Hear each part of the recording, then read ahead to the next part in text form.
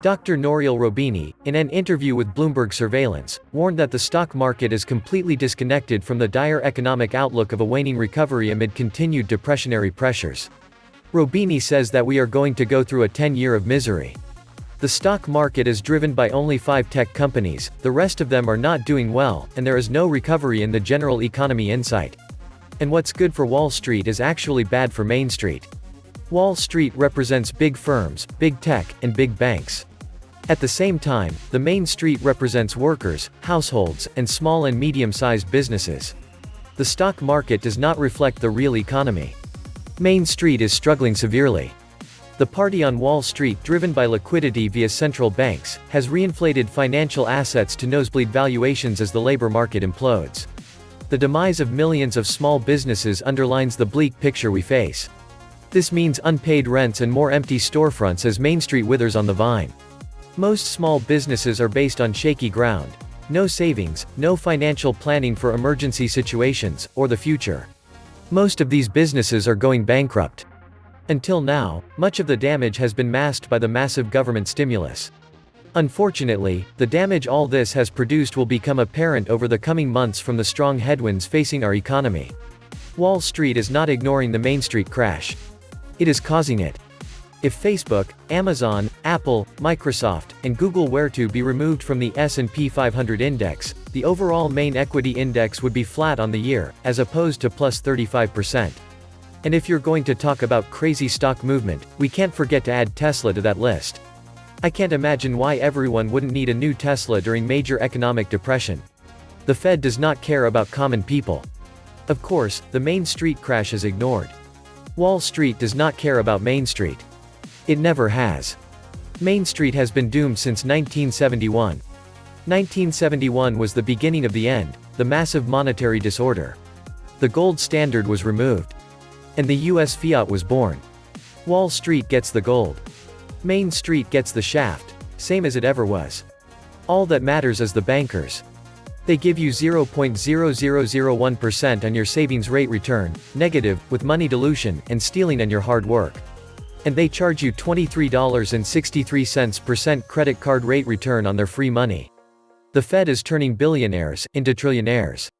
A vast majority of common people have no clue what the Fed is, and what it does.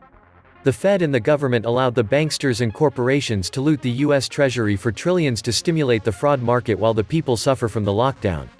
The real economy can be measured by the money velocity M2. The charts show a decline since 2009, and the sudden plunge beginning in 2020. All the freshly printed money ended up in the hands of the 0.05%. Meantime, the Fed's Blackstone will buy all the failed real estate, corporate assets, cheap with free Federal Reserve money, and make billions. No one saw this coming. We need a few trillions more for the CEOs. The bankers too, need their bonuses and be rewarded for their talent. Apple now has a $2 trillion market cap. I think we need another large corporate tax cut for them to get to $3 trillion. And how about Jeff Bezos? He could be the world's first trillionaire. We got to give him more breaks and handouts to get there. Main Street doesn't matter. Main Street and Wall Street have been separated for years. Wall Street euphoria cares zero about the Main Street. Welcome to the negative real yield economy, where every asset rallies as the preservation of capital tool. Thank you the Fed for this asset price inflation. Has anyone considered the probability of the Fed running out of room to inflate? I suspect we will be the deepest depression of our lifetime. How much of that possibility has been priced into the market? Wall Street versus Main Street is the biggest divide in history. The too big to fail has gone 10 times since 2008. And the complete corruption of DC and Wall Street is going into hyperdrive. The last financial crisis should have wiped out all big banks. Instead, we rewarded their criminal actions. This isn't going to end well. Welcome back to the Atlantis Report. You are here for your daily dose of the truth, the whole truth, and nothing but the truth. Please take a second to smash that like button. And as you know friends, I rely on your donations to keep this channel functional. As you know, it takes a crazy amount of research and time to bring you this content on a daily basis, so I hope you consider helping with whatever donation you can afford. Thank you. We have more than 40% of US banks tightening the lending standards on loans to large and mid-size firms. We have at the same time, the percentage of banks reporting an increased willingness to make consumer loans fell by 20%. At this point, the only factors protecting the economy from consumers' inevitable breaking point are the Fed and government stimulus checks, and the temporary largesse to landlords, banks, and other creditors. The federal moratorium on eviction notices may be extended. But at least 40 million renters face eviction by September 30th. There's a cliff approaching. Major industries like airlines, hotel, retail, manufacturing have taken a huge hit due to lack of demand and following health guidelines disrupting the supply-side economy. Jobs are not going to come back overnight and will take years.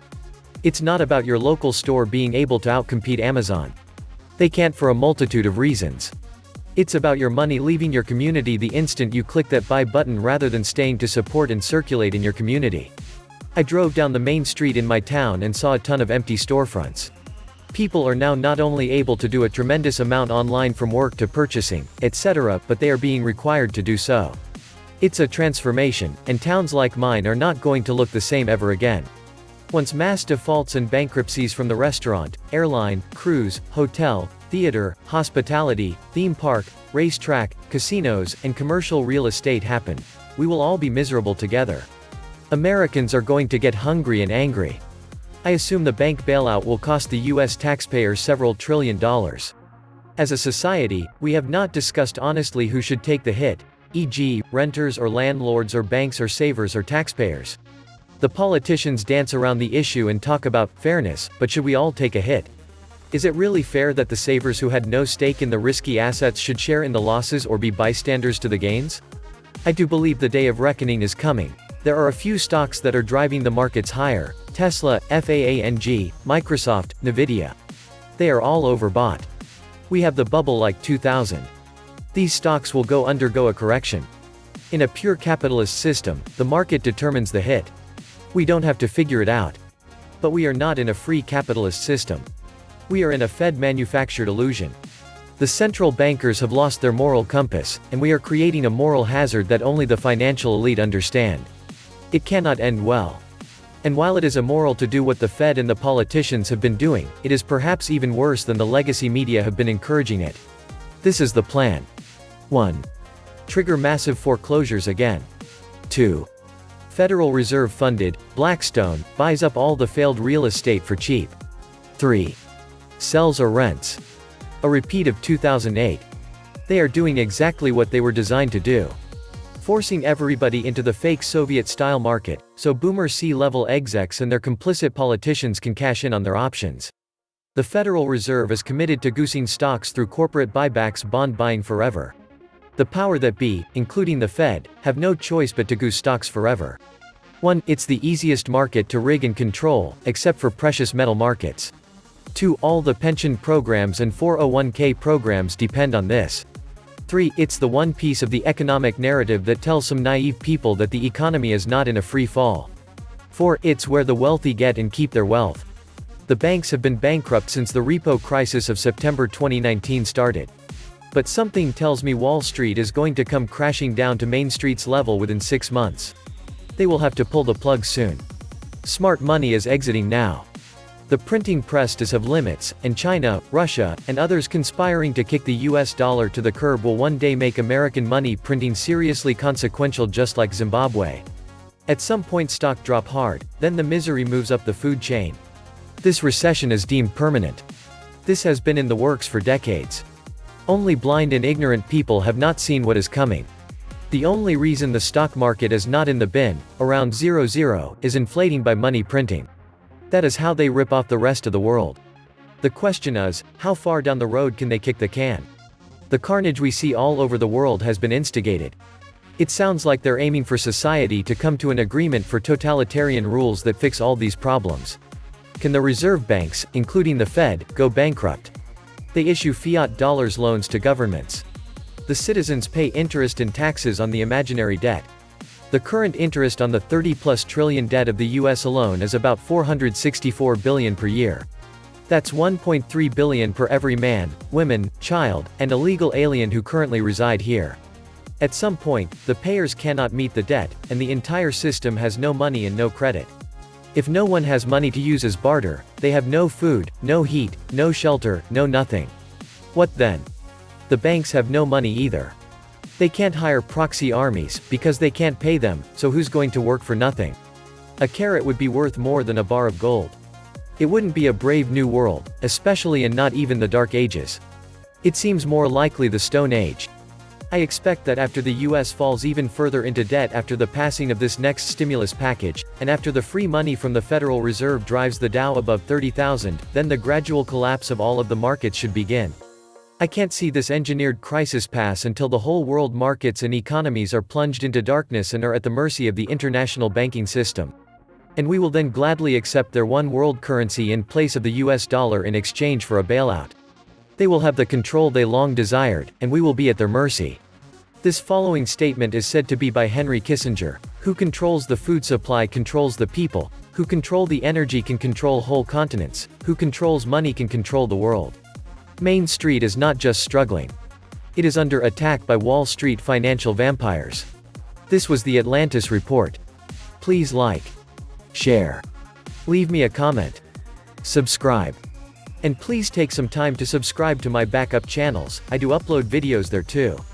You'll find the links in the description box. You will also find a PayPal link if you want to make a donation. Thank you wholeheartedly to all those of you who have already donated. Stay safe and healthy, friends.